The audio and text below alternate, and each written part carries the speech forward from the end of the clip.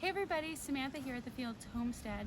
I'm here to talk to you today about some survival tips. I know millions of people around the country right now are without power and running water, so I want to talk to you about rocket stoves.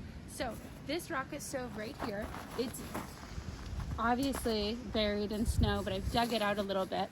So this, both Camille and I used this for multiple months, I think 4 months or so, when we were going propane free. And before we got a cook stove in our house, we only used this to feed a family of 4 plus 2 dogs and all of our animals here at the homestead. And all of our hot water. So with a rocket stove, you can cook on it, you can make coffee on it, you can make hot water on it. And so this is a key survival tool. I also want to say that you can build these out of pretty much anything, like cinder blocks, bricks. This one is made out of bricks. You can build it out of stone. Whatever you can find, you can do it. So what I'm gonna do is this one, because it's buried in snow, and it's also like a little extravagant. Like, you don't need one this big for what we're talking about. So this is about 40 bricks that made this structure here. I'm gonna show you how to make one in about 10 or 15. You can make a mini rocket and it's great. So let's come over here and look at this sled. So what I have here, all I have is like 10, maybe 15 bricks, an egg carton, a few twigs, and a piece of magazine. So let's check it out. I have this stone because, again, this is like 2.5, almost 3 feet of snow here. So I just laid down a stone. You can shovel out, you can make this on any surface really that's safe. So like the sidewalk, your driveway, many options. Rolling. Okay, so we have this rock as my surface. Again, you can do it anywhere on the pavement. Just make sure it's somewhere safe, not like on a carpeted area or something. So we're gonna have our opening here. You just want a small opening, and also I'm kind of designing this as I go because, you know, we're like in survival mode, so we're just gonna wing it, and that's the whole point, is that you can create one of these out of anything. So now I need like a half brick style. 3/4 brick. Here, let me switch this out. And it doesn't have to be perfect, it just has to be effective. So, all right, so we got that, and now we're gonna go from there. I'm gonna start building this up.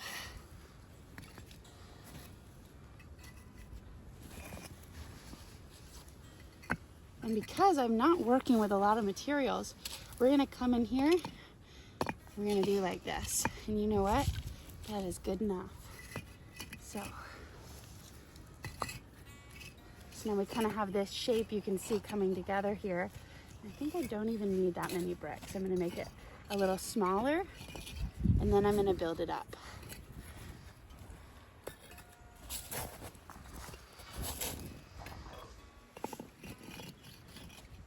Okay, see how we have an opening here, and then we have a top opening here, and that's really all you need. And so I believe that's like 10 bricks. 1, 2, 3, 4, 5, 6, 7, 8, 9, maybe 10. So you can do that, or you can add a couple on top to build it up. Depends on how many you got. So here we go. This is it, okay? This looks like a dirty pile of bricks. This dirty pile of bricks can save your life. So now we have a pile of twigs. Egg carton are awesome. You can use cardboard, hay, literally an old dirty t-shirt, rip it up, throw it in, whatever works. So another little hack too is you can toss the stuff down in the front if it's hard to feed it in here, but a normal rocket stove, you would feed it all in here. But for this sake, I'm gonna cram some in there, take this paper, it's that old magazine, crumple it up,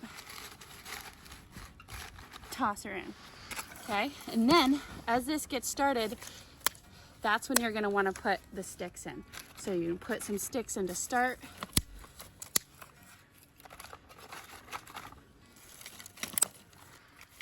and then you start feeding them in after you get your fire going. I would suggest trying to light it from this direction. We'll see how it goes. Let me see if I have a lighter on me. I do. So, the Bic lighter. These things tend to freeze up if it gets too cold and too windy. Matches work as well. What kind of sticks are you using? So these sticks are ash sticks. The really cool thing about ash is that it burns really well green. Another really great suggestion is any dried pine or conifers like that. They spark up really fast. So if you find one, whip out a pocket knife or use your hands and break them off. So I'm gonna use a little piece of egg carton, or cardboard or whatever. And I kind of get under here.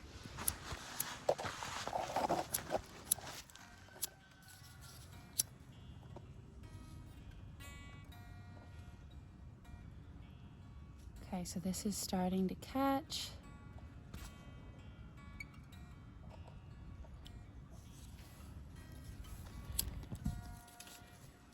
It's very windy where we are right now. It's like windy and 10 degrees. So I'm using the rocket stove as a shelter to light this.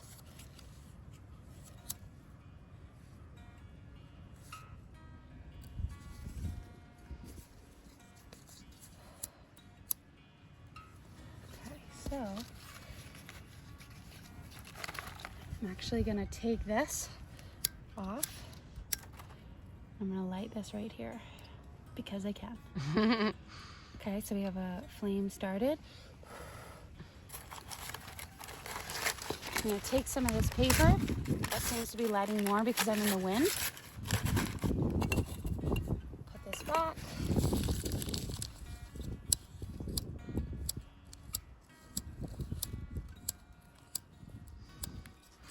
Just so y'all know, this is like actual problems we run into when lighting fires. You have to like have dry things to light, have it so there's not. Oh, look, it's caught on something. Yeah. Maybe that egg carton that I put in there. Yeah. All right, I might not have to keep going too much with this.